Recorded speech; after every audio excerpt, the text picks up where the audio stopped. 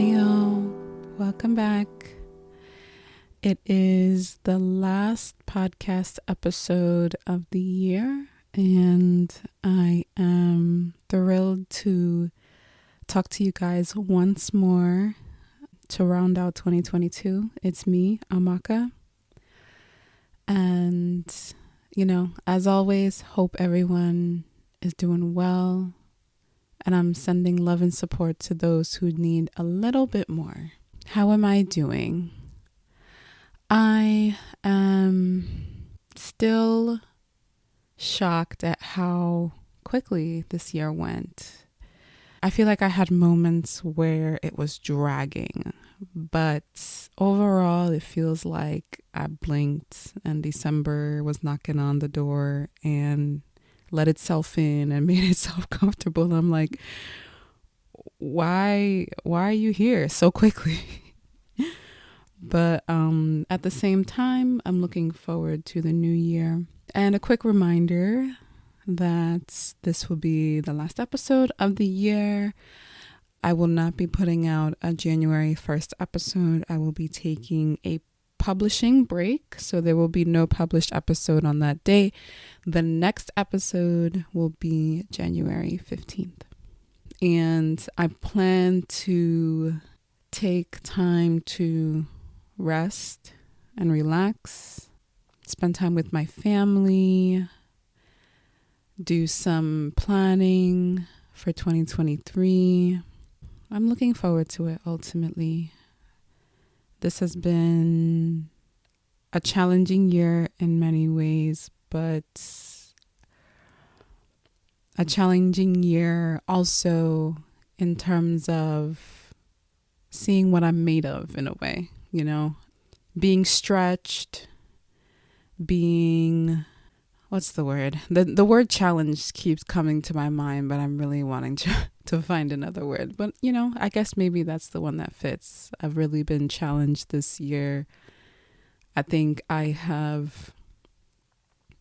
met the challenge and, did absolutely the best that I could with, what I was faced with in the moment. And I've learned a lot of lessons. And as of late, I would say over the last week or two, the word acceptance has been coming to my mind.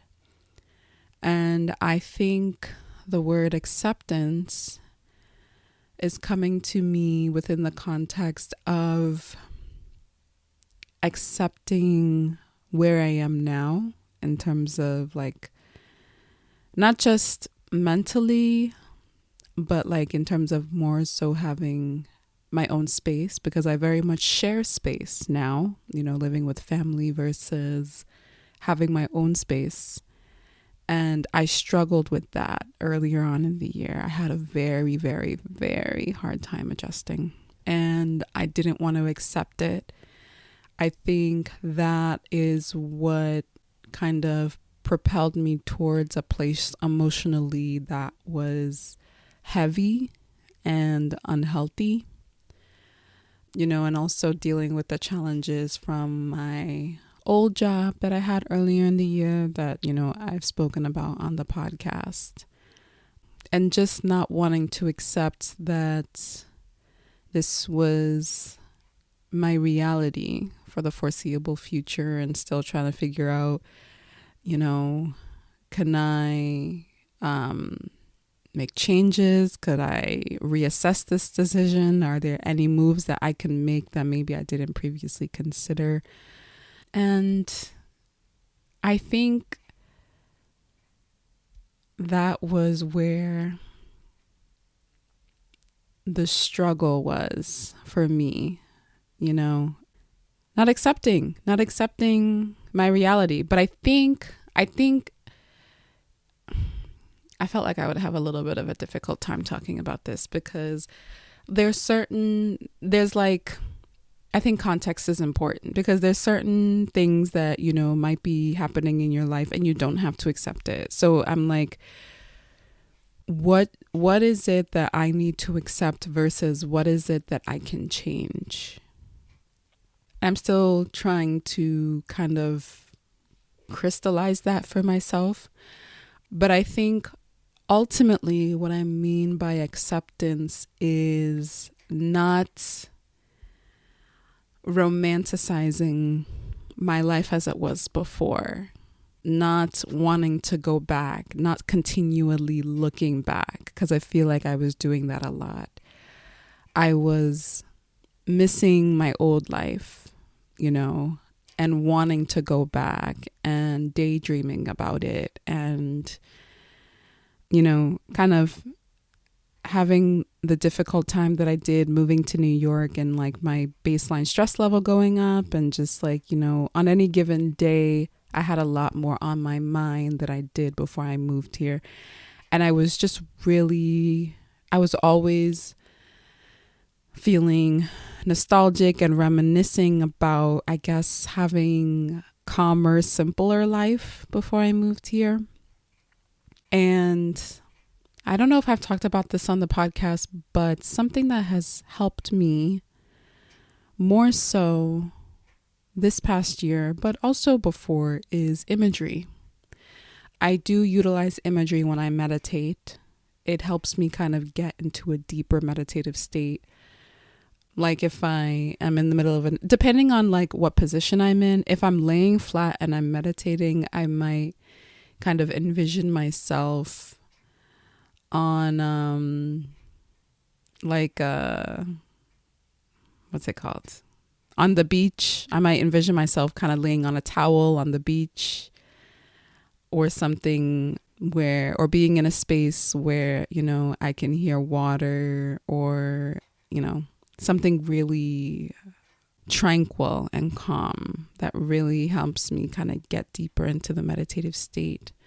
But it has kind of been expanding, and in terms of like the spaces that I use it. And I think it helps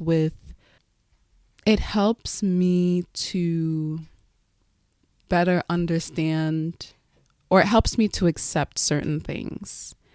And when I say that, I mean, like, when it comes to this theme of acceptance that has been coming to my mind lately, I have been seeing this image, not really an image, but like this thought of, I'll paint the picture of there being 3 versions of myself. And there is the present me in the middle, and there is the previous me, the past me.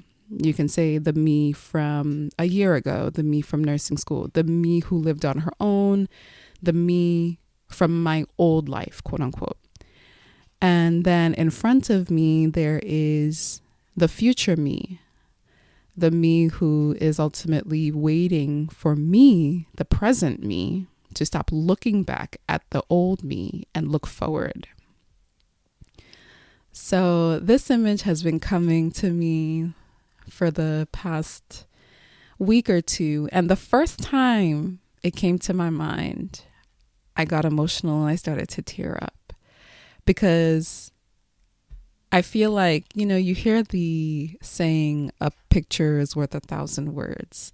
And I think this is relevant too, because this image, or this like short, I don't want to call it image, because image in my mind means stillness, but it's not a still picture. It's like a very short clip, I guess, that just kind of keeps running in my mind over and over, of just me presently looking back at the old me who lived my old life. And the theme of acceptance is now starting to sink in. And instead of looking back at the old me, wishing I was her again, I am now looking back at her, thankful to her for bringing me to this point. Because the old me represents all the experiences I've gone through, all the setbacks, all the triumphs, my childhood, my adolescence, my firsts, my milestones, you know, getting everything, every single experience in my life has gotten me to this point of who I am, you know, and the old me, quote unquote, had a really good life. She had her challenges. She had her really devastating moments, but she overcame all of them. And she's had a lot of really amazing moments, and she really enjoyed her alone time and solitude. She really enjoyed having her own space, you know, and she loved herself and she loved her life. And, you know, that I know that to be true presently, and that has been hard to transition out of. And the current me does not have that same environment, you know, and it has been an adjustment for sure. But that doesn't take away from, you know, all the triumphs that I have had this year, all the accomplishments, continuing to produce and publish this podcast, despite not having my like old setup, you know, at my old place, and, you know, starting a job at the beginning of the year, realizing it wasn't right for me, making the very hard but very necessary decision to leave, you know, taking that month off in July and driving off to a tiny home and taking time for myself and reading and writing and driving and, you know, taking a break and then coming back and starting this new position and adjusting and getting my bearings and slowly growing within the provider role. And, you know, realizing that next month, January, will be 1 year practicing as a nurse practitioner. Despite what it feels like I lost, there is so much that I have gained, and there is so much growth that I have experienced this year, even though it may not feel like it right now. So, you know, I have tried as best as I can to explain the old me. And I have tried as much as I can to explain the present me. So ultimately now, the present me within this past year of 2022 has been looking back at the old me and wishing she can go back to her old life. But with this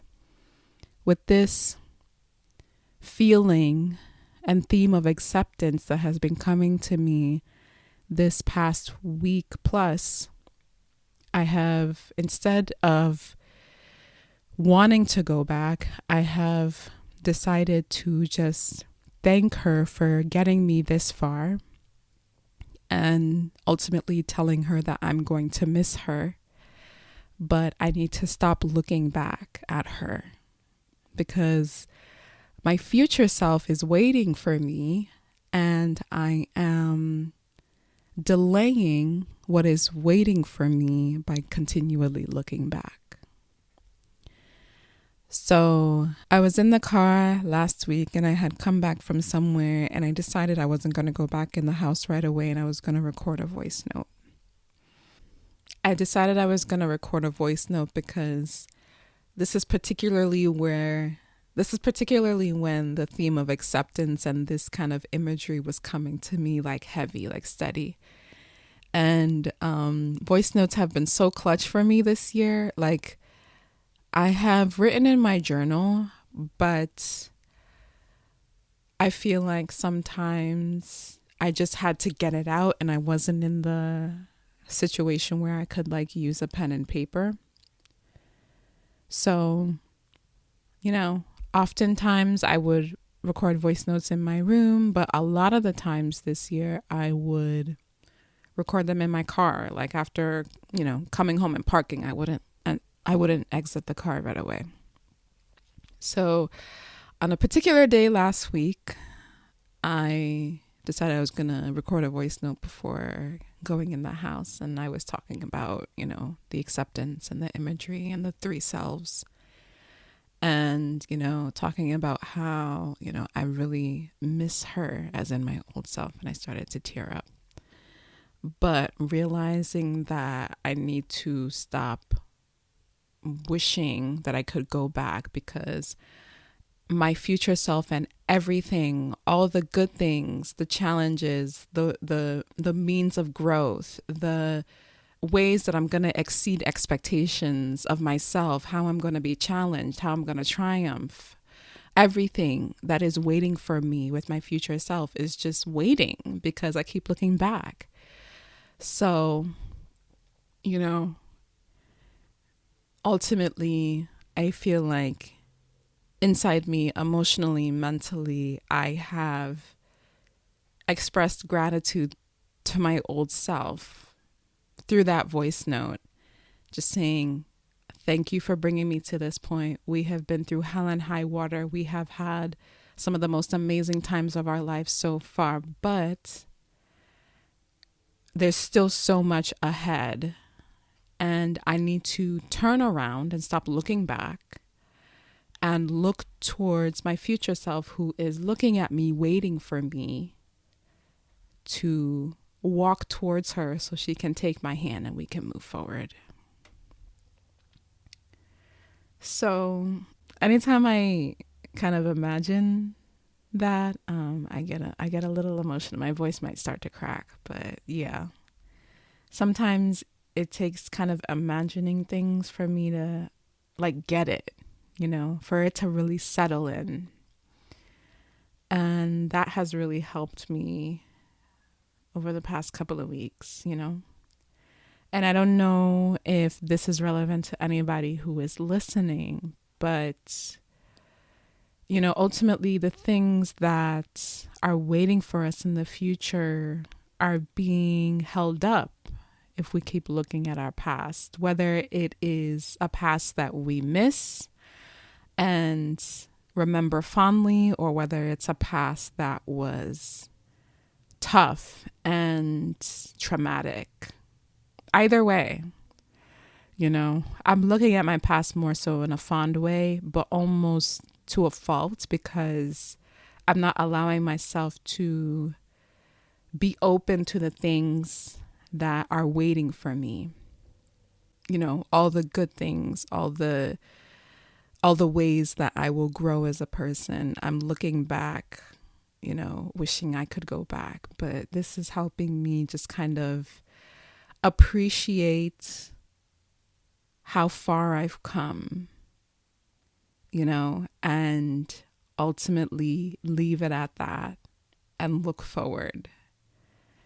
And just trust that my future self, who I have interlocked arms with, is going to hold me down and is going to, keep me safe, and is going to be there with me as my present self turns around, does not look back anymore, and looks forward.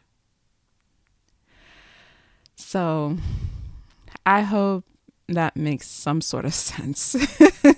I really do. It makes sense to me when I'm just thinking it through, but when I'm talking it out, I feel like sometimes I sound crazy. But this is what's been on my mind predominantly for the past couple of weeks, and it's helpful. It's been helpful for me. It's been helpful with not letting things get to me, not being so easily bothered, not feeling so stressed, not being so stressed. There's a level of stress that you just can't avoid, and then there's another level of stress that you put on yourself. So, just anything that I would ultimately be putting on myself that would be stressful, this kind of epiphany, for lack of a better word, has been helping me just kind of let things go. It's been helping me just kind of accept people as they are instead of wishing they were different.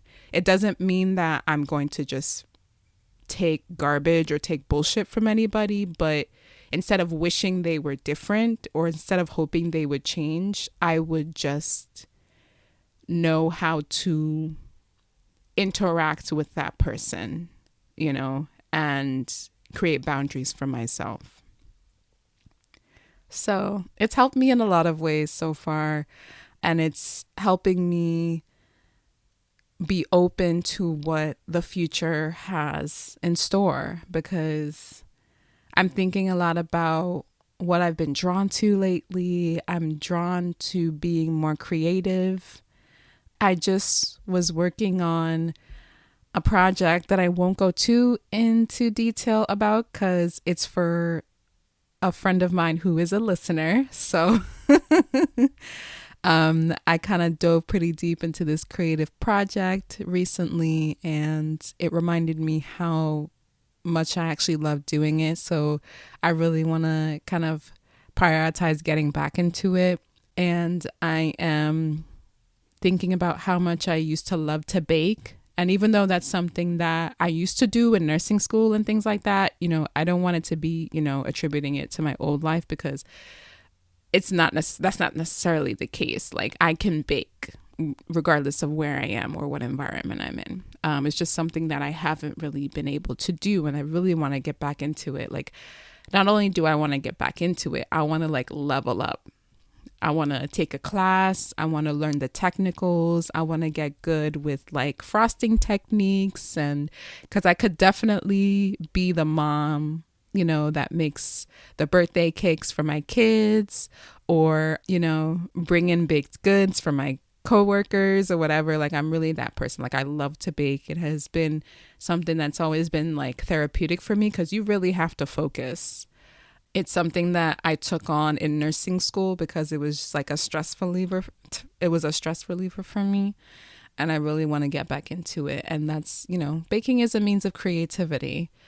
And I'm just thinking about all the ways that I feel like my creativity wants to express itself, and I don't want to limit myself. There are certain things that I feel like are at the top that I know that I love to do, and I want to improve upon it and make it a part of my life. But I don't want to limit myself. And I feel like with a lot of us, creativity is kind of stamped out of us, when we're younger, because we are taught that it's not a means of making a living or a career, but despite being in a career that's not creative, it doesn't mean that I can't have a life that isn't creative. It doesn't mean that I can't have a creative life. And I think that's something that really can give life to you and put you in a better mood on a regular basis, and just make you feel more connected and in tune with yourself, because creativity is pretty much just making something out of nothing. And just kind of seeing that and seeing what you can produce with your hands and your mind, and literally making something from nothing. I think it's underestimated how much that can positively impact our mind and our mental health. So, kind of going into 2023, kind of just want to lean into my creative side a little bit more. What else? So I'm laughing because I started the podcast and I just kind of went into talking. But yeah, this is kind of just like a talking episode, with this being the last episode. I also wanted to mention that I was a guest on a podcast last month called The Wellness Collective. And the episode is called Mindful Black Woman. And I was invited to talk about ways in which Black women can incorporate mindfulness in their daily lives and why it's so important. So if you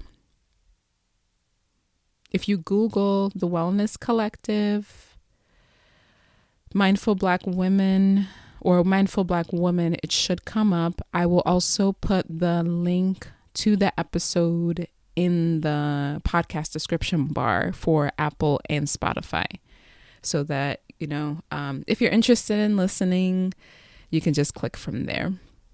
But that was a really great experience. And I was invited by a someone, an acquaintance who I met a couple months ago. She invited me to come and speak to high school and college aged women of color because she runs a nonprofit, and every month she invites someone from field or career that perhaps the young women would be interested in venturing into. So she invited me, and I talked about what I do for a living, as a psychiatric nurse practitioner, the education I went through, ultimately how I got here. And it was a great session. I think there was maybe between 20 and 30 people. It was a Zoom event. And pretty much I just gave like a quick spiel about what I do. And then they were just asking me questions. And I got the impression that they enjoyed the event and enjoyed the insight that I shared. And some of them also shared that they were kind of on that path already, whether it was psychology or like more clinical mental health. But regardless, we need more of ourselves in this field. So however you find yourself here, I applaud you. So yeah, that was a really great experience. And I'm hoping to have more opportunities in 2023 and beyond to just talk to people, to kind of share my expertise so far in this field, not just as a clinical provider, but just with my experience in mental health since, I have been working right out of college, just, in a speaking capacity. So if anyone is listening and they want to invite me, let me know. My contact is in the show notes. So yeah, those are two really cool experiences that I had over the past month. What else? What else do I want to talk about? So yeah, this is a book podcast, right? I thought it would be amusing to talk about books that I did not finish this year. So I have read quite a few books and I'm very proud, but the way we share our accomplishments is the same way we share things that are incomplete or that we didn't finish. So books that I did not finish this year, but want to finish. One is Untamed by Glennon Doyle. I started it maybe September. I don't know. I'm like a third of a way in because I started reading other books, but I actually picked it up yesterday and I intend on finishing it because it came so highly recommended. I don't know if I mentioned it on a previous episode, but I had seen this book everywhere, and I think in 2020 maybe or last year. And I was turned off. I'm a little ashamed to say this, but I was turned off by the cover. I thought the cover was so colorful in a gimmicky way, and then Untamed, I thought that was a cliche title. I'm like, oh. So I was like, I don't know if I'm interested in this. And so I fell for, the typical don't judge a book by its cover, because I did. Ultimately, I saw the cover, I saw the title, I was like, this is cheesy. That's just me personally. But literally every review, every comment about this book was positive. Literally, I don't think I've seen a negative comment about this book, So I was eventually like, and then there's this particular person who I follow on Instagram who also raves about the book. And I was like, you know what? Okay, I'm going to pick it up. So I picked it up. I started reading it. It's good. It's good. It's just, I stopped. I get reader's block sometimes. Is that a thing? That just like came to my mind like a couple of days ago. Like, how like writers have writer's block and they can't write for however long. I sometimes get reader's block. And I don't know why it's so hard for me to pick up a book despite how much I love reading. So I was like, we need to push through this reader's block if it's a thing. So I started reading it again yesterday. I was like, it was like 11 p.m. I was like, if it kills me, I'm going to read one chapter today. And I did. So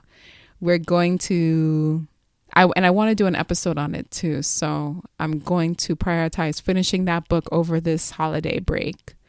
What else did I not finish? I haven't finished Healing Trauma. I did the part 1, and I want to kind of read the part with the exercise and actually like practice some of them at least, so that I can produce and publish the part 2. So Healing Trauma by Peter Levine, I'm yet to finish. Attached by, I'm blanking on the author's name right now. But Attached is a pretty common book that has been out there about the types of attachment: anxious attachment, secure attachment, avoidant attachment. I started that book. I have not finished it. So that's another book that I want to finish because I want to do an episode on attachment. I think that is a topic that I hear off and on, but I would like to read that book and see if there's any like unique perspective that I may be able to contribute to the conversation, after reading it on an episode. What else? I started reading Atlas of the Heart by Brene Brown, maybe over the summer, but that's a big book. I don't think I even got like 10 pages in. And she has an accompanying HBO Max series for the book. So I really want to read that book. I think it would be a good like multi-part episode series for the podcast. I can't tell you when that's going to happen, but I really want it to happen. This is kind of fun. Just kind of thinking through this. I started also to In Every Mirror She's Black, which is a novel. I heard mixed reviews about that, but then I was reading more reviews and they were becoming more negative, and that kind of turned me off, which I'm kind of ashamed of because I really don't want to not give a book a chance because people spoke negatively of it, or give a book a chance because people spoke so highly of it. I'm really trying to just do things so that I can have my own experience. But I have to admit that does affect me, and that does affect the motivation, to start a book or finish a book. Like if I'm in the middle of it and I'm seeing a lot of negative reviews, then I might stop. But I saw mixed-ish / negative-ish reviews, but I want to give it a chance because I might like it. Everyone's perspective with coming to a book is so different. So what else? Is there any other books? I started The Gift of Therapy by Irvin Yalom. I have not finished that book, but I want to. I think it's a really good source of information, not just for therapy professionals, but just people. And I'm always looking to improve my means of supporting my clients through therapy. So yeah, that's another book. Is there any other? Are there any others that I did not finish this year? Nothing else comes to mind.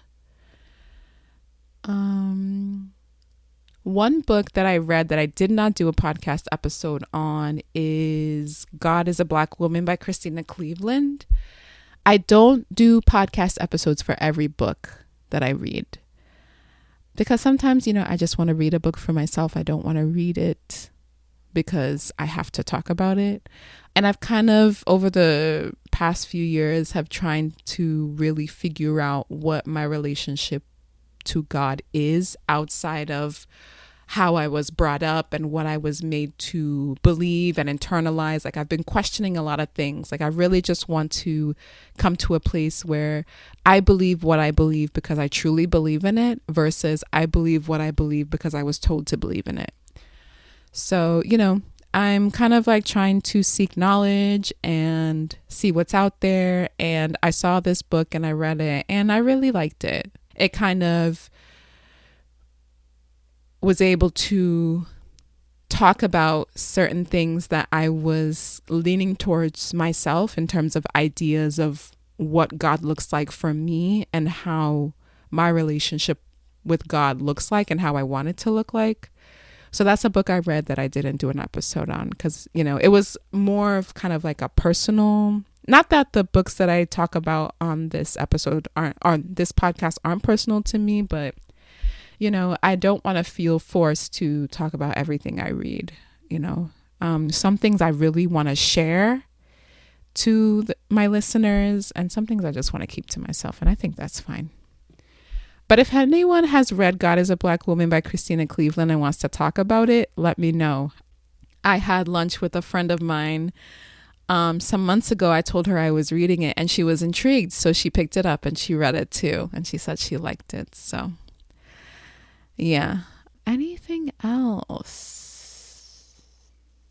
I think that's it. So I hope y'all enjoyed that. Those are books that I started this year that I did not finish, but have every intent to finish.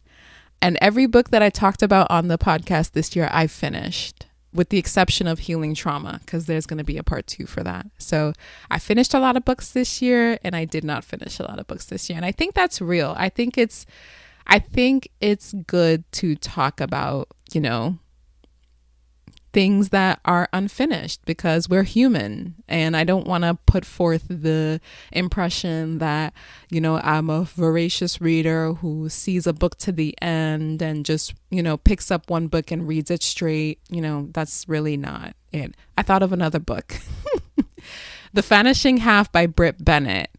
I started that, I think, late last year, and I have not finished it. It's actually in my storage unit, and I need to go and get it because I want to read more novels. I think I've also said this on the podcast too. Like, because of the content that I often talk about on here, it can be heavy sometimes, and I want to kind of lighten things up. Like, I don't want it to be all self-improvement. Like, I want to be able to let my imagination kind of go a little bit, and novels let me do that. So I want to do that more. And I think that's where In Every Mirror She's Black was supposed to kind of serve that purpose, but I didn't finish it. So The Vanishing Half by Britt Bennett, I have heard really great things about. I read her other book, The Mothers, a few years ago when I lived in the DMV. So I was like, I read The Mothers, I liked it. So I wanted to give that The Vanishing Half an opportunity, and I didn't finish it, but I will. I have every intention of finishing it eventually. All these books I have the intention of finishing eventually. So we'll see. I'll keep y'all posted in 2023. And then I have so many books that I bought last year that I did not read. But, that's the life of a reader. You read books, you start them, you finish them, you start books, you don't finish, you plan on finishing, you go to the bookstore, you see these books, you make a list, and then you go back and you pick up a book with every intention of reading, and you don't pick it up until, like, who knows? That's definitely me. I'm the type of person to, like, buy a book and then start reading it like a year later. Some books I read right away. I want to be more open to using audiobooks. I've had an Audible subscription before, but I was not using it enough to justify the monthly cost, so I canceled it. But I want to give it another try again, particularly for Michelle Obama's new book, The Light We Carry. I was thinking I would buy a hard copy because I do want to do an episode on it, but I think I might just listen to it. I'm trying to walk more. I'm not sure if I've mentioned this on the podcast, but it's getting harder with the winter weather. But, I love the idea of just putting on an audiobook and like walking outside on a, beautiful day, however many miles I choose to do. And I can just learn and grow more and faster if, I'm able to do that. So, but then again, I'm just like, my mind, I'm a big daydreamer and my mind tends to wander. So I'm like, am I going to be the listener who has to keep rewinding the audiobook because my mind keeps drifting? But I won't know until I try. So I think next year I'm going to kind of try again with the Audible, maybe give it a couple of months. If it's not going anywhere, I'm not really using it, then I might cancel it again. But I do want to give it another try. And if I do, I'll probably use The Light We Carry first and then maybe do an episode, hopefully. If I do, it'll probably be an audiobook episode because everything I've read this year has been strictly like actual books. What else? I think I'm going to end the episode with just one more thing. I'm going to talk about one more thing quickly and then that'll be it. I feel like we underestimate how much food, water, and rest can impact our mood.